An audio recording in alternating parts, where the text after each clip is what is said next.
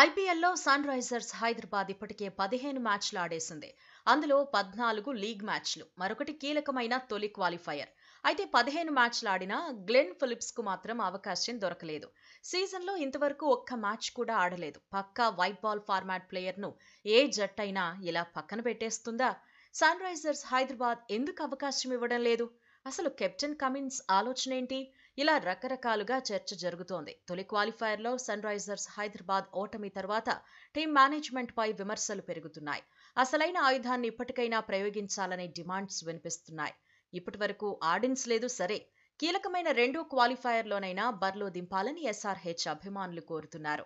నిజానికి తొలి క్వాలిఫైయర్లోనే ఫిలిప్స్ ఆడతాడని అభిమానులు ఎక్స్పెక్ట్ చేశారు. కానీ కెప్టెన్ కమిన్స్ మాత్రం షాక్ ఇచ్చాడు. కనీసం ఇంపాక్ట్ ప్లేయర్ గానైనా ఆడించలేదు. జట్టులో 4 విదేశీ ప్లేయర్లు ఆడడానికే అవకాశం ఉంటుంది. ఆ లెక్కన కమిన్స్ ఎలాగూ జట్టులో ఉండాల్సిందే. పైగా కమిన్స్ కెప్టెన్, వికెట్ కీపర్ ఆటగాడిగా క్లాసునుండాల్సిందే.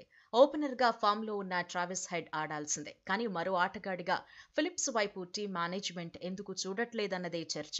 ఆరంభంలో కొన్ని మ్యాచ్ల్లో మరక్రమ్ కు ఛాన్స్ దక్కింది.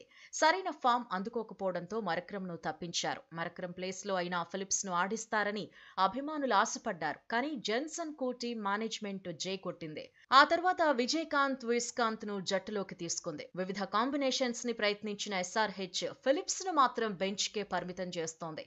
తొలి క్వాలిఫైయర్లో విజయకాంత్, విస్కాంత్ కు బదులుగా న్యూజిలాండ్ యంగ్ ప్లేయర్ ను ఆడిస్తే బాగుండేదనే కామెంట్స్ వినిపిస్తున్నాయి.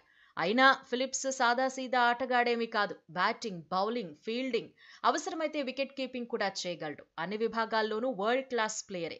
ఇప్పటికే వివిధ లీగుల్లో తానేంటో నిరూపించుకున్నాడు. అంతర్జాతీయ క్రికెట్లోనూ తనదైన ముద్ర వేశాడు. 3 ఫార్మాట్లలోనూ మొనగాడే అనిపించుకున్నాడు. ఇప్పటి వరకు ఫిలిప్స్ 74 అంతర్జాతీయ టీ20ల్లో బరిలో దిగాడు. 1817 పరుగులను పూర్తి చేశాడు. ఇందులో 2 సెంచరీలున్నాయి. 10 హాఫ్ సెంచరీలను ఫిలిప్స్ ఖాతాలో వేసుకున్నాడు. 230 టీ20ల్లో 6061 పరుగులు చేశాడు. 5 సెంచరీలు, 40 హాఫ్ సెంచరీలు కొట్టాడు. ఇప్పటికైనా ఫిలిప్స్ ను తుది జట్టులోకి తీసుకోవాలని కొందరు మాజీలు సూచిస్తున్నారు. యువ ప్లేయర్ ను తీసుకోకపోతే ఎస్ఆర్హెచ్ కే నష్టమని తేల్చి చెబుతున్నారు. బ్యాటింగ్ ఆర్డర్లో ఎక్కడైనా ఆడే సత్తా ఫిలిప్స్ కు ఉందంటున్నారు. జట్టు అవసరాలకు తగినట్టుగా సేవలందించగలడంటున్నారు. దీంతో తర్వాతి మ్యాచ్లో అయినా ఛాన్స్ దొరుకుతుందేమో అని ఫ్యాన్స్ ఎదురు చూస్తున్నారు.